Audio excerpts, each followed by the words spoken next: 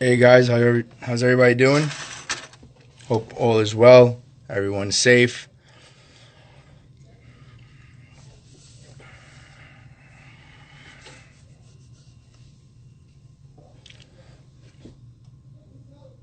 Phil, what's up, buddy?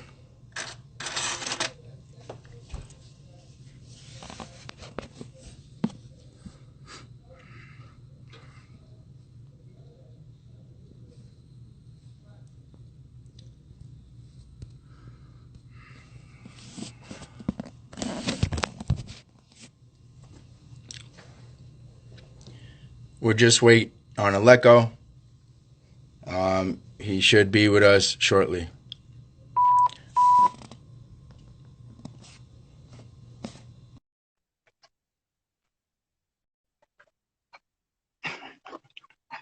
Tom, I had to get dressed up for this one. Alecko, You got dressed up, and I look like a grizzly bear, man. do I look good? You look good. You look good. Alecko, first off, how's your family, bud?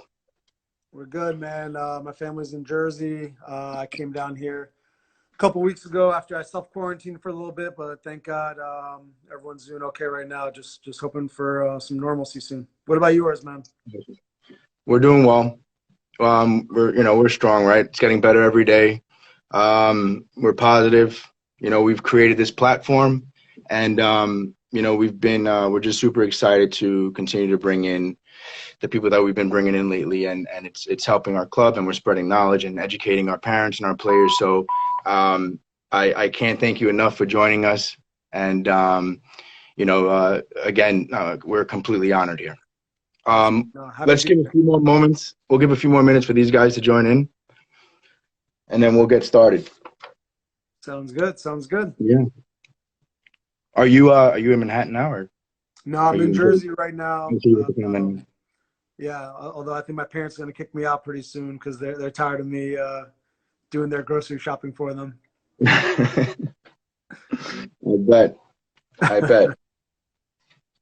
Um, Chris says hi, by the way. Of course he does. Of course he does. Uh, he told me he was going to check in, and he had a few questions for you. Uh-oh. That might be when I check out. All right, guys, we'll get started here. Again, Alecko Eskandarian joining us, and this is a special one for me, just because the family ties between Alecko and the Megaludis family. So we're super excited to have you, our family members, say hi, and I'll get into that on why you mean a lot to us later on. But you've accomplished so much, and the one thing that I love about having the guests that I've had is that you know, it starts somewhere, and where does it begin, and then what's the journey? And I think that it's important that every player we've done now, you're our third interview, right? And our sit down, and I think that there's a pattern, and certain words are used, and certain characteristics, right? So where does the journey begin for you? I don't even want to talk about what Alecko has accomplished, because that would be a waste of time. I want to get right into it with you and hear it right from your mouth. And anyone that wants to read the long list of things you've accomplished can go to your Wikipedia page. But where does the journey in your mindset, where does it start with you?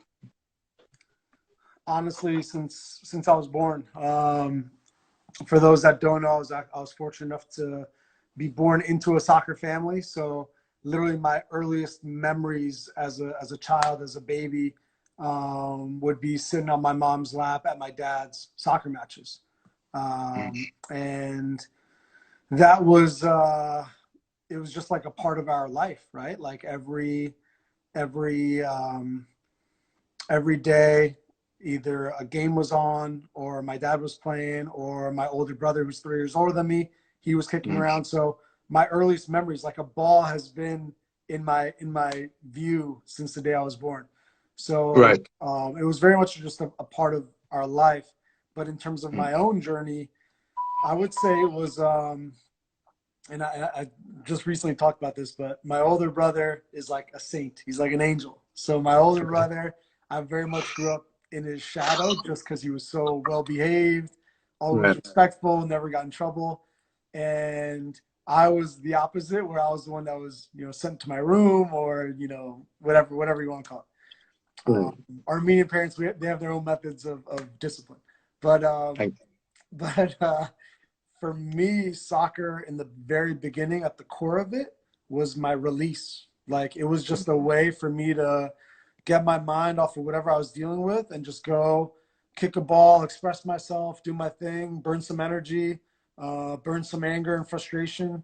And that was what it was at first, just a relationship between me and the ball. you. And just working on it every day. And then as I got older is when I started to understand what it meant to compete, and how to win and how to lose and deal with all those other emotions. So, the focus is on you, but I'm sure that your dad had a huge position here, right? Because he played the game he played for the Iranian national team, right? And he played for the Cosmos. So I'm sure just growing up in that environment, you have the edge. Doesn't necessarily mean you're going to turn out to be who you are, but you're given some type of edge. Can you walk me through what it's like, the pressure? Because I think the modern day player has the pressure to deal with the parents at home. But a lot of the parents didn't play the sport, and it's a different outlook, right? Now, when you're dealing with a dad who's played in the World Cup, who's played for the Cosmos, what's the pressure like for Alecko as a young player? And you're saying to yourself, I have some big shoes to fill, because our parents are our heroes, right? Yeah. So you have big shoes to fill. So what is that like for you? How do you develop your mindset at such an early age, and how does that mold your character? Yeah, it was a process. From my earliest memories, I didn't realize my dad was such a great soccer player, probably until I was like 9, 10 years old. Prior to that, I'd always be like, why are people like, want to take photos with him or ask for his autograph? Didn't make sense to me. I was just like, just my dad, and he's a guy that I kick around with in our backyard. But, I always would hear people would, anyone stop me, be like, oh, do you know your dad was a great player and all this stuff? I'd be like, I guess. I don't know. I don't know. He's the same guy he's the same guy that punished me an hour ago. Right. Exactly. I'm like, he hit me with a sandal from like 30 yards away, if that's what you mean. But yeah, for me, it was more of just soaking it all in the beginning and just looking for people to play with. And so it was great that my dad would just give pointers like, work on this or do this, do that. And I was just soaking it all in when I was a kid. And probably at a certain age, maybe 10, 11, 12, is when, kids get older, and I'm from Jersey. There's a lot of trash talking. And then you start hearing like like he's so-and-so's kid or this and that. And I'm like, wait, what? What does that even mean? Like I've worked for everything I have. Now all of a sudden it's like, that's Esky's kid and blah, blah, blah. And sometimes, actually most of the time, it was detrimental, where like people want to make a point to like shut down Esky's kids or to tackle Esky's kid or whatever it was. And for me, I didn't understand it at first. I was like, I didn't ask for this, and luckily I saw my older brother kind of go through it. So I kind of saw it from afar. So in many ways, my brother had it worse than me, and I kind of had like a little bit of a runway. But I'm just naturally very competitive. Like literally, you pull up my baby videos, and I'm like, I'll scrap for whatever, So me and my brother were always fighting when we were growing up. And so when it came to this stuff, it was no different, where I knew how committed I was and how hard I worked and how much fun I had and how much joy I had with the game. So now all of a sudden, with this added label that was kind of placed on top of me, it took some time to get used to. I definitely had a few times where I lashed out and got frustrated and different things like that. But at a certain point, I loved it, because I learned to love pressure. And throughout my entire career, like any of my teammates will tell you, I was way better than my normal level when I knew the cameras were on, when there was a bigger crowd, when there was more at stake. That's when I was like, okay, now I feel at home, Whereas some people, it's the opposite. For me, if there wasn't anything on the line, or if there wasn't much to play for, I actually wasn't interested. That's why in practice, I was like a shell of who I am, because I'm like, this isn't for real. This doesn't count, But I learned to love that pressure. And I'm also very fortunate that my dad was like a very interesting, like as a parent, he sat in the car, never stood on the sidelines, never wanted anyone Mm. to know that I was his son. Never made a scene, never talked to any coaches of mine or anything, like zero. He made me like truly earn everything I got. And then we'd have a long car ride home to kind of go over everything. It's interesting. There's a few things I want to point out, especially for people checking in, is that one, you talk about being comfortable having a target on your back. Mm. With success comes a bullseye. It's very simple. If you're successful, there's always going to be someone out there trying to be better than you. Oh yeah. So, when you're at the top of your game or when you're doing something right, you need to feel comfortable in that element just because someone's gunning for you at some point, whether it's team related or individual related. Someone's always trying to be better than you. And, I think that you recognize that as in an early stage of your playing career, and you were able to accept it and implement into your characteristics and into your game and help mold you. Another thing I'm gonna point out is, it's very important what you said about the parents. Um, I think, and I might get some messages about this one, but I think sometimes we love our kids and we get caught up in the moment, and we're just trying to force it upon them, or pressure them into a certain way, because at the end of the day, we want what's best for them. But sometimes that might turn out to hurt them more. And, you saw it you had a different upbringing where your dad played the game at a high level and he was able to just sit back and let Alecko become Alecko. And what I want to know quickly before we move on was, what was your dad's advice to you? What does Mr. Eskandarian say to Alecko? It's funny. My parents, not just my dad, my mom, because my mom fancies herself as a soccer expert as well. Oh, My forget dad about that. always said like everything came back to life. It wasn't just soccer advice. Like the most important message my dad ever gave me was, before you could even think about being a good soccer player, you have to be a good person first. And Mm, and in the beginning, I was like, what does that even mean? If I could I could be a jerk but still score goals, like it doesn't make sense. But I started realizing like how important it was to like learn um, positive habits and discipline and listening to your coaches and learning to play with your teammates, going to bed on time, like all those little things. It started to just click where I was like, man, when I do those things right, I happen to have more success, like there really is something to it. And I think the thing that my dad is most proud of, and that's why he's such a role model to me, is he has accomplished all these great things on the soccer field, but who he is as a man, as a person, what he stands for, trumps all of that. And at the end of the day, a career only lasts for so long, and your morals as a human being and as a man, that lasts. And you could be whatever personality you're going to be on the field when you're competing to win, but right. when you step off those white lines, how you treat others around you, that's the most important thing. Awesome. It's some great messages there for everyone checking in. Let's fast forward now, and you're heading into college. Talk about now the transition, because what I want to do is talk about the transition every step of the way, and then bring the conversation back full circle, right? So talk about the transition now and the pressure there. How, I'm sure that you grew up in the ODP program, Yep. right? And you went through the ranks of playing on the regional team and the youth national team, because that was the foundation. And I want to get into that a little bit more with you in a little bit, but that was the foundation of being seen.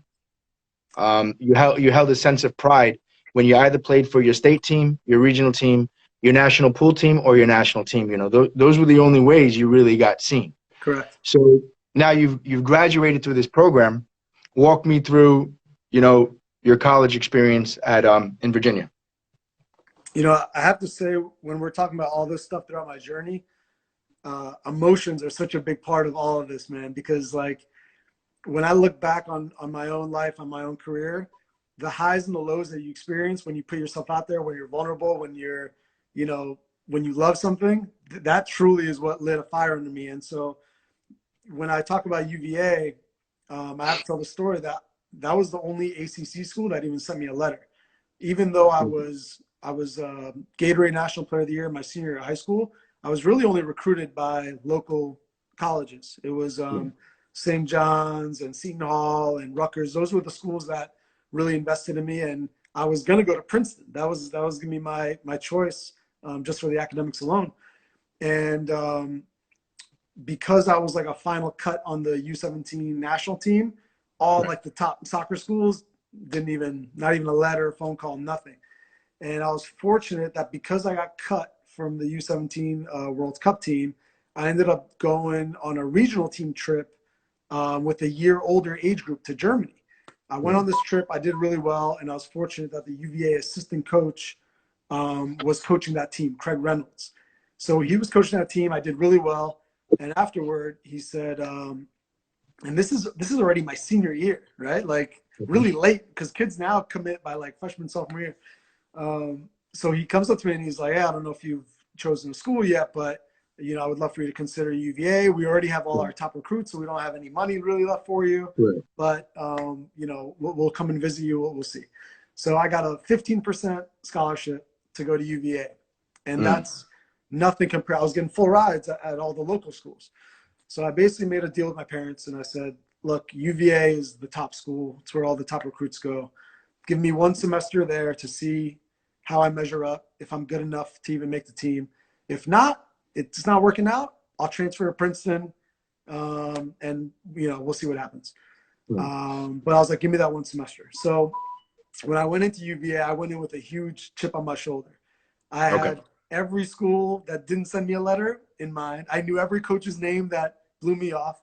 And I literally have a list. Like, okay, we're playing Duke today. All right. I owe that coach a two-piece, right? So the funny thing, though, is when I got there, when I literally the head coach, George Gullivach, had never seen me play before I set foot on campus. Never seen me play once. So my first meeting with him is, "Hey, you're most likely going to have to redshirt. We have both of our starting forwards coming back. They're both all ACC forwards. So it's not really a position that we need. Just I want to mentally prepare you that you might have to redshirt your freshman year." So he says this to me in my head. I'm like, dude, I got like 3 months here. You know what I mean? Yeah. And from day one of preseason, I had always been a guy that it took me a little while to get comfortable, to get confident. And finally, when I went to UVA, I was like, I don't have time. I got to turn it on from the jump. So from day one of preseason, I made an impression, worked my butt off, did my thing, and I owe George a ton of credit, because he could have easily stuck to his plan to be like, "Oh, you're going to redshirt. I'm going to play these older guys." And just in those few weeks of preseason, he was like, "No, you're going to play." And my first and second game of the season, I didn't start, but I came in off the bench, scored a couple goals, and I ended up getting ACC Player of the Week my first weekend of college soccer. And then after that, that was game over. Then I was like, okay, I'm good enough for these guys, and I can play, and I can show what I can do. And I think I started every game of my career after that. And I just needed that one kind of I needed pressure. If I'm being totally honest, that pressure of knowing I've got a few months to see if I am good enough. And that's what kind of took me over the top, and thankful for George for the opportunity. Yeah. So again, I always look for key words in everyone that who we're speaking with, and you're just hitting all the key words, right? There's pressure on every level, and players are either going to adapt or going to fold, and sometimes there's nothing wrong with playing with a chip on your shoulder. Playing angry is a different situation. Playing with a chip on your shoulder, when you're playing emotionally, that can be a distraction. But when you're playing with a chip on your shoulder, it just shows that the players that are good at their craft, or the players that go to the next level, someone has a chip, because not everyone soccer's a poor man's sport. Born and say, not everybody. This is a game of rejection. It's it's hard on the mind, and the hardest thing I think for a youth player or any type of player, my main word, and I look for this in player development and everything, is consistency.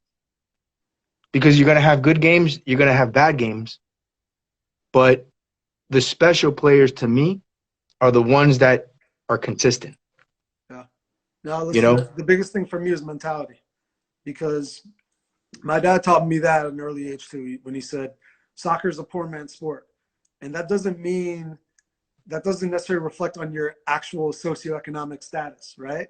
Mm-hmm. You could be a rich kid, poor kid, whatever. When you step on the field, you got to be hungry. Like, you got to be starving when you step on that field. Doesn't matter what your situation is at home. When you step on that field, it's either you or the other guy. And if you Right. don't have that within you of like, nah, like I'm gonna crawl, fight, whatever I got to do to eat, then you're gonna more often than not end up on the short end of the stick. So for me, that was again from a young age my mentality. And when I got to UVA, it wasn't just for me. I wanted to represent like my club team, like all these great players that I grew up playing with that I felt were overlooked. And I know those guys were like, hey man, like represent for us.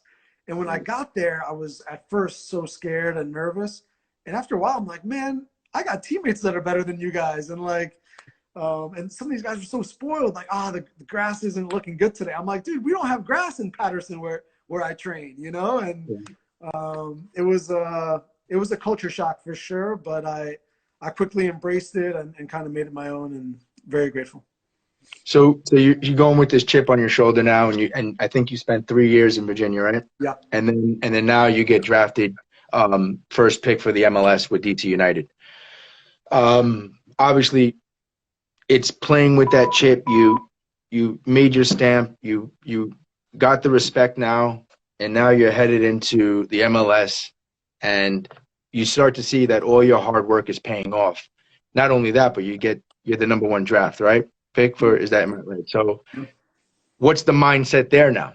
Because now it's just like you see the hard work's paying off. And again, I just want the young viewers checking in to understand that it's a mindset from when you first step on the field at 6, 7 years old, 5, 6, 7 years old, all the way until you're done playing the sport. Oh yeah. So, what is Alecko's mindset as now he's moving on to the next level?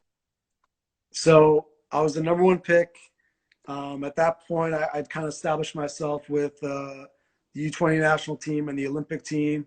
And as soon as I went pro, the roller coaster started all over again. Now, all of a sudden, I came in. My coach at the time, Ray Hudson, didn't really give me a fair opportunity. He was one of those guys that preferred playing older, more experienced players. And at first, I didn't mind because I was like, I got to pay my dues. I'm a rookie. I got to learn from those that have been here before. And I tried to be humble, just keep my head down and work. But we were terrible. We had a bad team. And not only did we have a bad team, I just felt like it was already set in stone who was going to play each week. So it got really frustrating for me, because then I'm like, I'm at my core, like, losing kills me. It kills me. Like I don't feel right. And to be on a team that's losing and then not even be able to contribute, it was like, it was a nightmare. It was an absolute nightmare. And then on top of that, you had the pressure of the stuff with my dad, which I learned to live with. Now all of a sudden it was like, this kid's a bust. He's a number one pick bust. And I'm like, how can I be a bust when I'm not even getting the opportunity to play? But people would just look at it as like, he's not even good enough to play. So all year, that my entire rookie year, same way I was like keeping track of all the college coaches that overlooked me, I was literally keeping track of like media people, like writing stories, like, okay, all right. And it just burned like a fire inside of me. So it was tough though. That rookie year was really tough. And it's funny, you learn who your true friends are, because in the beginning, when you're the number one pick, all your boys are hitting you up and like, yeah, I can't wait to come visit you and all this stuff.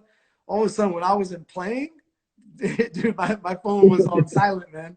And that's when my family became really important. Like my parents, my brother were truly the only people that I really got to talk to and kind of vent to, because everyone else on the outside would just assume like, he's just not good enough. He's a bust or whatever. So I had a very small circle of friends. I know Gucci Onyewu is is watching right now. He was one of the guys that stuck with me. He's ride or die. Right. And obviously guys like Chris and Gail, Right. Nicole, I'm sure who we'll talk about. But Yeah. my rookie year, I would go visit your family's house a lot because Yeah. Gail lived in Virginia, Northern Virginia. Yeah. Chris was still at school, but I would just go in there just to get a home cooked meal and hang out. And obviously Nicole would be there as well. But yeah, man, it was tough to find a support system in those days. But again, all that fuel was kind of building up. So by the time my second year came around and we got a new coach in, I was ready to explode. Yeah, it's an interesting storyline, right? Because everybody thinks that this life comes easy, and you know, it's countless letdowns. It's you're knocking on doors, you're creating avenues, and nothing's instant. You might be great, so now you come off a high, and then you're right back in a low, Yeah, just like that. In every day is a tryout, man. it's a snap. You're high, and then you're low, and then you're high, and you're low, and it's life. That's life at the end of the day. Yeah. There's highs, there's lows, and it's what we choose to do with it that makes us who we are. So what I'm getting here and what I'm hearing from you is that, yeah, you understand the process. You understand that it wasn't going to be easy. You had a great network system. Most of all, I think you're a loyal guy, just talking about how you wanted to put your club and your family and everybody else on the map. So you're not just thinking about Alecko Eskandarian. I'm not just thinking this is just for me. I'm going to go out and do this for the people that believe in me, which is, I think, something that we overlook in recent days. I'm seeing that disappear a little bit, Yeah. and it's a bit frustrating. And me personally, I'm always going to think about the people that were there from the beginning and who was in the building when things were great, and more importantly, who was in the building when things were horrible. Mike, I've got a good quote for you that I had a coach tell me. A guy named George O'Neill, Scottish guy, was one of my regional team coaches, and it was like one of the best quotes I ever heard, and it really messed me up because it made me think different. And I use it when I talk to kids now. But he's like, I don't like when people say, you play for the name on the front of your jersey or name on the back of jersey. Like, screw all of that. He's like, when I watch you play, I should know what kind of people your parents are. I should know what kind of friends you have. You know what I mean? Like he's like I should know what kind of human being you were raised to be. And that like blew my mind because I was like, man, that's true. Like we put so much stock into our own personal situations, right? Of like, oh, I'm on this team, I'm playing out of position, or I'm not starting, or this or that or the other. But that was like such a deeper level of like whether you play 2 minutes, 20 minutes, 90 minutes, if off of that time that I'm giving you, I can decide what kind of person you are. That's a statement, and that makes you think a whole different level. That's a great message for parents and players right now. Listening, it's you can't beat that. And now I'm going to bring up some even darker times for you, right? So you're successful in the MLS, right? You win a championship, right? You're a 2-time All-Star, and then you start to deal with the concussions. Yep. That's got to be painful, so injuries it's a part of the game, right? It's a risk that everyone takes playing the game, whether youth or professionally or whatever it is, you're risking, and it is what it is. So just, kind of, because now there was new rules implemented in the US soccer as far as heading for our youth, and I don't know if it's good. And I don't know if it's bad. I don't know if that's the right way because it's creating awkward situations. Yeah. Some players are going into the ball very awkwardly, and I don't know if it's a good thing. So, tie that in together with your experience and what you think about it. Yeah. So it's funny. My first concussion was in my professional debut. I got knocked out cold, unconscious.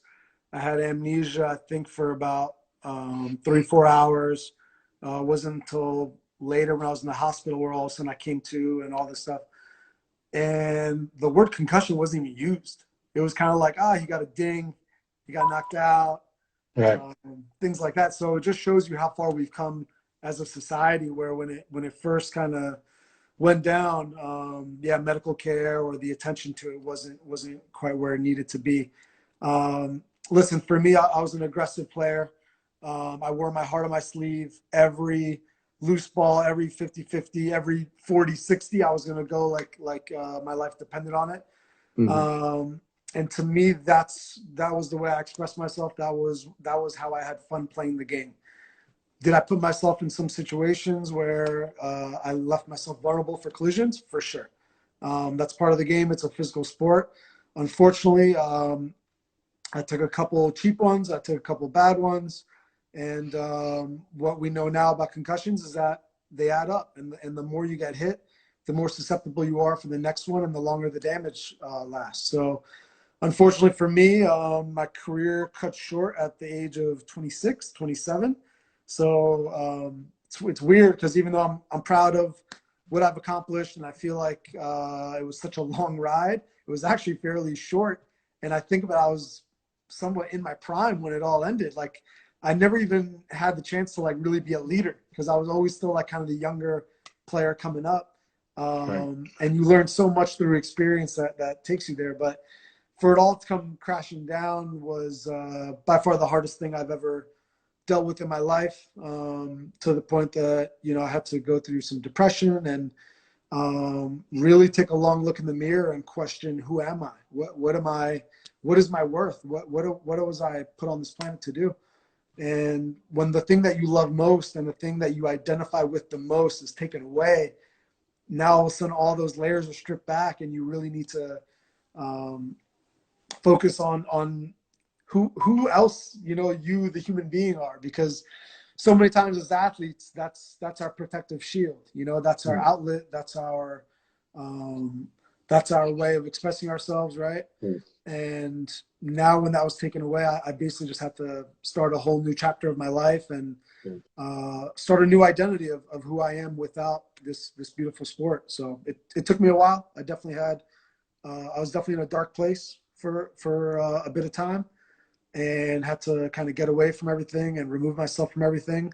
And fortunately for me, my outlet this time around was to go back to school. And I went back to UVA to finish my degree, get away from soccer, and just try to work the other muscles in my brain as much as possible to challenge myself and basically start a new chapter in the life. Awesome. You know, I mean, unfortunate, but I think blessed still in so many ways, right? And, you know, it leads you into your next journey, which would be coaching the youth academies. And then you got yourself involved with Gio, who was on with us last week, right? And you were with the Cosmos for a little bit, and now you know you're in the MLS, right? Still doing what you love, just a different avenue. So, you know, with all this now coaching experience, I won't even ask if it's a hard transition, because it is a hard transition. You know, it's not easy. You always want to play. Players want to play, but now you're in a position to educate. You're in a position to inspire. You're in a position to mentor. You know, so what advice do you have to give to being, and this is from now your coaching experience with youth, your professional coaching experience, and now your job title at the MLS, you know, dealing with player development, developing, right? What is your advice? You know, what is the best way to get your message across, and in just this simple format, you know, what it takes, because there's a very small percentage of what goes pro. So let's incorporate lifestyle, let's incorporate family, let's incorporate all of this in your message, right? If you had to give a message, let's incorporate school, the most important things in life, right? Family, school, and then sport, right? What is your advice for the younger kids? What is your advice for the kids at the clubs? What is your advice at the kids, you know, trying to make it in the next level, whatever journey they're on? Some might want to be doctors. Everyone sees what healthcare is doing for us now, right? Yeah. Everyone can be a hero. You don't have to be a professional soccer player, but if you had to put it all in one ball, what is your message to the player, and how can you put it Yeah, all together? it's such a loaded question, but I'll do my best to answer it. I think to start, you got to find your passion, and that comes in different shapes and forms for everybody. I'll never tell someone else how to be passionate, right? Because people have their own ways of interpreting that and expressing that.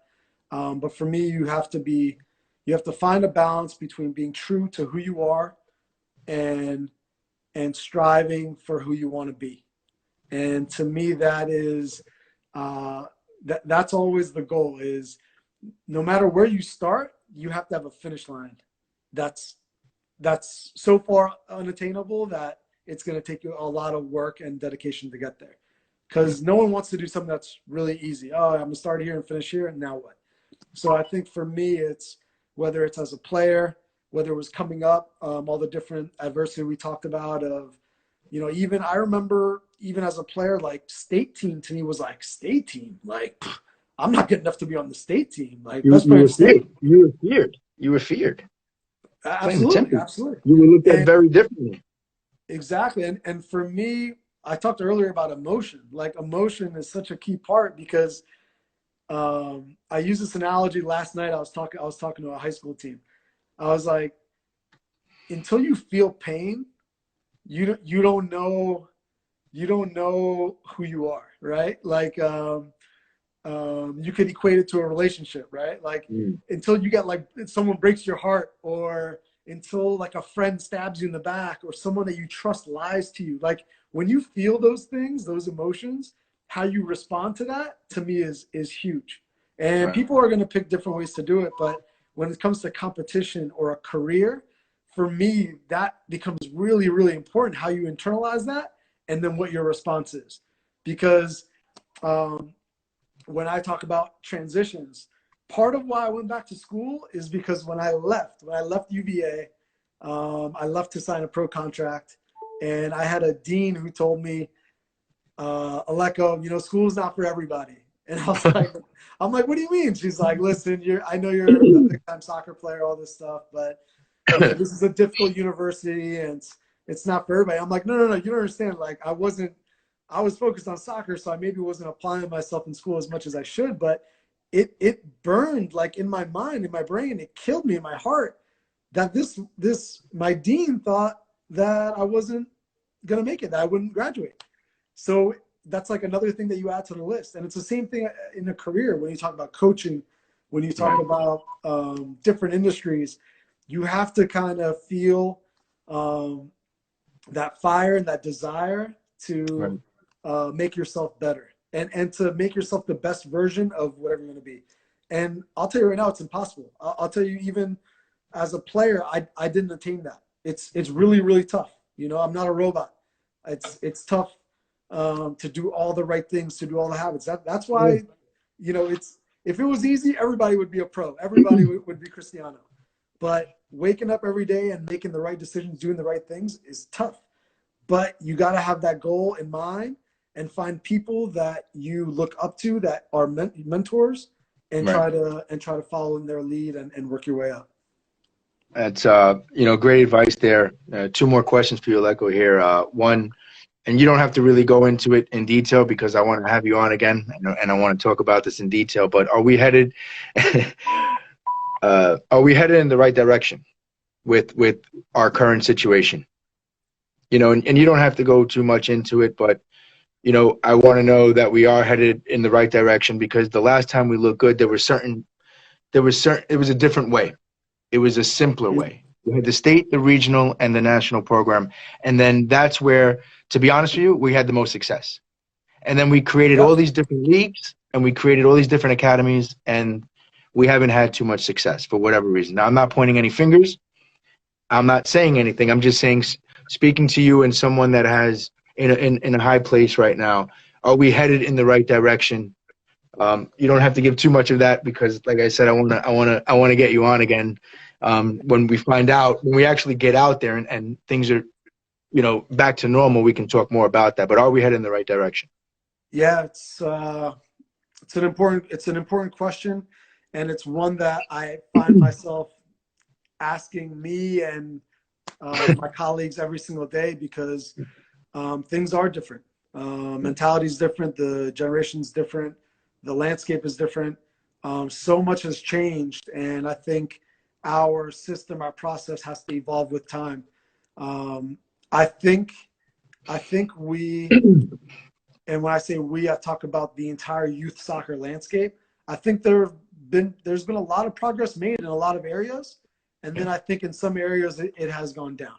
Right. And I think obviously with the current situation right now, obviously the elephant in the room is U.S. soccer dropping out of the DA program. I think it just presents us with another great opportunity.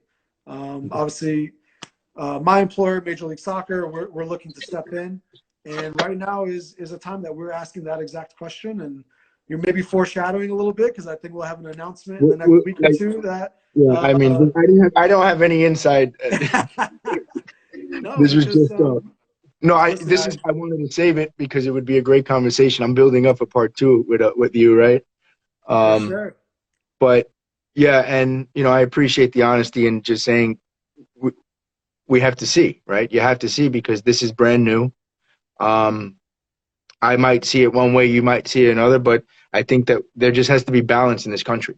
Find our identity, get back to our ways, and create a balance and stop chasing. Let's stop trying to be like everybody else. Let's stop trying to implement everybody else's systems. We're not Barces. We're not that's them. We have to just find our way and own it and be proud of what we're doing. And I Yeah. think that in the late 90s, early 2000s, we were getting there, but you know, it is what it is. Yeah, Mike, more so than that, we talked a lot about mentality. And I can tell you right now, even when I scout and I watch some of the top prospects play, and I've been fortunate enough to either coach or watch some of the top talent. So, for example, when I was at Philadelphia Union, I got to see a 12-year-old Christian Pulisic, right, on Mm. a day-to-day basis for just a few months. I had zero part in his development as a player, but I was fortunate enough to be able to watch him and maybe give him a tiny bit of guidance. Um, when you see the kids that don't lower their level or they don't look for excuses, those are the ones that make it. And it becomes very evident where now when I'm watching games, and part of it is probably the culture and maybe the younger generation, probably because it's so brutal, right? Right now, everything's social media. So if you make a mistake, you're going to get put on blast on social media. And there's all, there's all these, we talked about emotions, a stigma and like you want to find a safe haven to protect you from criticism. Of course. And I feel like more and more kids aren't really putting themselves out there and aren't really going for it. I see so many talented kids playing to only 60, 70% of their potential because they're not willing or they don't know how to go the extra mile. They don't know how to be a leader. And those are things that you have to face in order to learn. And unfortunately, when we start sheltering these kids from 12, 13, 14, and now they've never been put in situations like, and I'll tell you a story just from my own experiences, high school soccer. So now high school soccer gets a really bad rap, right? Like, oh, don't play high school soccer. It's not the best level, whatever. I learned a ton from high school soccer because even though the level was not great, even though maybe the games were easy, I had to learn to be a leader. I had to learn. My team wasn't great. We had never won anything. I had to learn, shoot, how am I going to help us become winners? I would take goal kicks because our goalkeeper couldn't kick the ball past 20 yards, but all those different lessons, there were games that I had to beat 5, 6 guys and score a goal. So now when you feel confident and comfortable doing that, now when you're at a higher level and yeah, you're going to play two touch and move the ball quick. But guess what? If option A, option B, option C aren't there, I got to feel comfortable say, I'm going to go my route and play and beat 2, 3 guys and make that happen. Yeah. And nowadays, I feel like that level of personality and creativity and just even having fun. Like I watch kids play and I'm like, they're not even having fun, man. Like I'm not seeing that emotion. I'm not seeing that pain. of the pain of losing or the joy of winning. Like, I feel bad for some of these kids that they don't experience that the way I know my generation did when we were coming up. Absolutely. And that to me is what we need to try to figure out and get that back and make that part of the system. Maybe that's a probably where we lost our way a little bit. Times have changed. A lot of technology there. There's a lot of distractions. You know, I'm sure that you played a lot of street soccer growing up, or right. So look at my nose. I've broken my nose 9 times, and we not all lost, of them were in organized soccer games. right. We lost our way, but you know, I want to wrap it up with you know, with something special for me and for my family, right? You know, you talked about earlier how you're good friends, you know, with Chris Megaludis, and you know, I've met you years ago, you know, with Chris and stuff like that, and you're a great guy, you know, but you were also friends with Nicole, which you know we lost, you know, years ago, in a car accident, and that was rough on the family, but. I remember I was watching the game live, and I can't remember if it was the first game that was played on ABC. Yeah. And first game of the season. you know, I won't go into why you did it, right? Because that's obvious. You had the relationship with her. I'm gonna turn it back into soccer just to keep the conversation positive and uplifting, right? First off, the Megaludis thanks you for what you did that day, and guys, I'll inform you later because we're gonna be running out of time. I'll inform you exactly what he did, and I'll have clips up of what he did. But you know, small story here. You know, you score a goal on ABC. It's the first televised game with DC United. You pick your shirt up and you say, "We miss you, Nicole." That was huge. It was very uplifting for us in that time.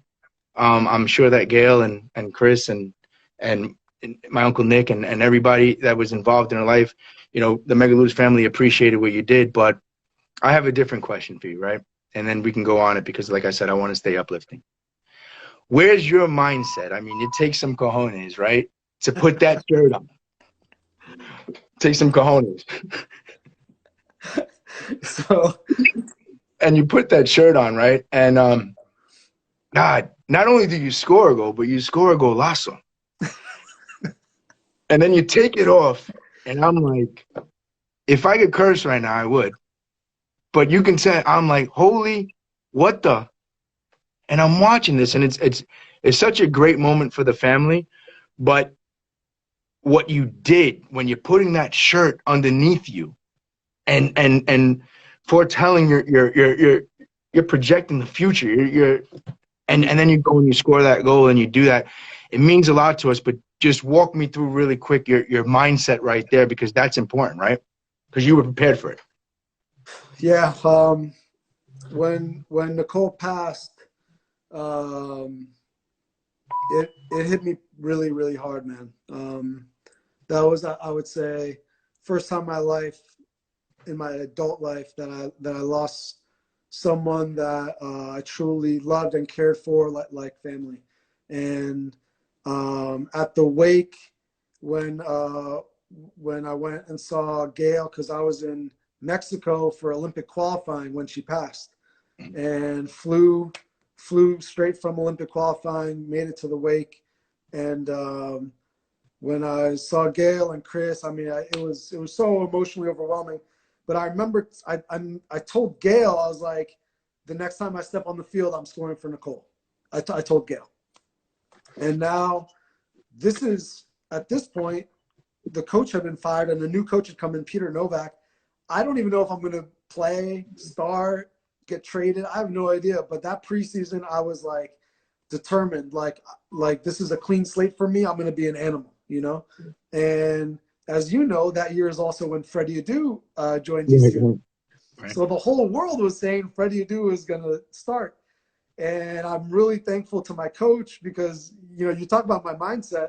The night before the game, I was thinking, like, I'm going to score. I'm going to score. I don't care. Like, when we talk about poor man's mentality, like, it didn't matter 1 minute, 90 minutes, I'm going to score. And I didn't know if I was going to start. We didn't get the lineup until on the game day.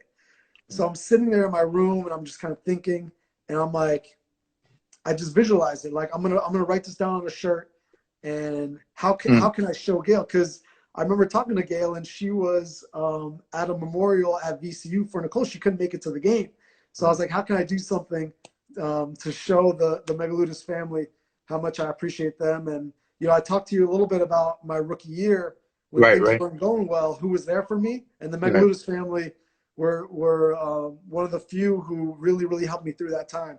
So for me, it was just a matter of showing my appreciation. And yeah, I wrote that shirt. I showed up into the locker room the next day and literally begging, like praying that I would start. Then I saw my name on the board. Once I knew I was starting, I was like, it's going to happen. And yeah, I didn't tell anyone about it or anything. It was just something that I kept internal. And Jaime Moreno played a great ball over the top and then just smacked one left-footed volley, divine intervention, whatever you want to call it. But it Yeah, was a special moment. I'm going to make sure that we put that video up because it's a special moment, and I can't tell you how deeply grateful we are. And I'm speaking on behalf of Gail and Chris. I mean, that you have that relationship, but there's the Megaludis side, right? How grateful we are, and it means a lot to us what you did, and we're always going to remember that moment. That's a moment you can talk about but for me, sitting down with you, the only thing going through my mind is, what a stand-up guy you were or you are, not you were. And, that moment, that's the mindset. I like watching that live really meant a lot to me. It really meant a lot to my family, and everyone says hello. My father, my brother, Chris, obviously Nick Megaludis, we all say hello. We say thank you. And Alecko, just to wrap it up, because you've said some great things tonight, and this is a lot of fun. We want to thank you on behalf of our club here at Auburndale. Times are rough here in New York, but we hope that like having these interactions with the likes of yourself will take the mind off, what's going on today, and hopefully we'll be in a better place soon. But whatever we can do to keep talking soccer and keep talking about what we love, I'm doing what I love. Whether I'm talking about it or I'm training someone on the field, ultimately I'm doing what I love, and what I love is sitting down and discussing the game. So I thank you for giving me the time, and I'd love to do this with you again. And more importantly, I'd like to get together with you and Chris. And he didn't check in, so I got to call him. I got to call him in a little bit, but I'd love to see you again, and I wish you success in your future and in whatever you're doing in your life. And like I said, it's all love from this point, and so good to see you. Yeah, no, likewise. Thank you for the opportunity. I wish you and your club nothing but the best. And again, this adversity just makes us better people, man. And this is something that between your coaching staff, your players, parents, everyone, this is something that we got to carry with pride, that we can deal with things like this, even though it's a really dark time right now, that we'll come through better for it, come out on top. And then we got to wear it on our sleeves, no matter where this journey takes us. So thank you very much. It's a pleasure to share my story with your audience, and hope to do it again soon as well. Alecko, God bless. We'll see you soon. Thank you, brother. Okay.